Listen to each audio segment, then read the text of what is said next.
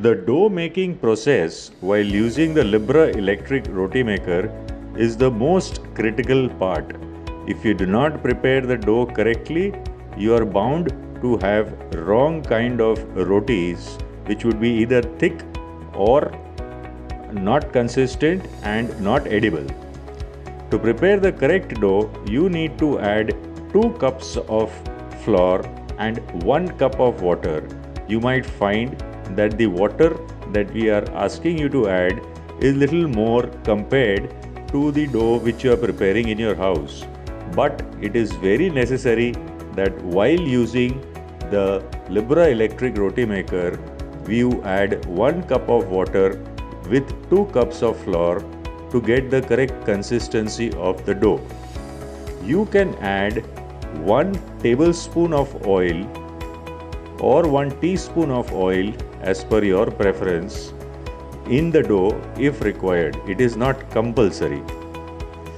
While putting or adding the water in the dough, do not put the entire water together at one go. The dough consistency will not come. Add water part by part and carry on mixing and smashing the dough.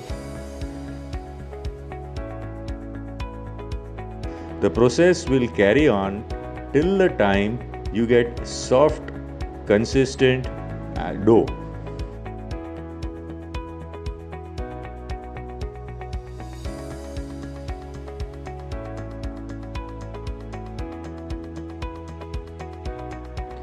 Once you get the correct dough, then only you will get perfect rotis while using it with Libra electric roti maker.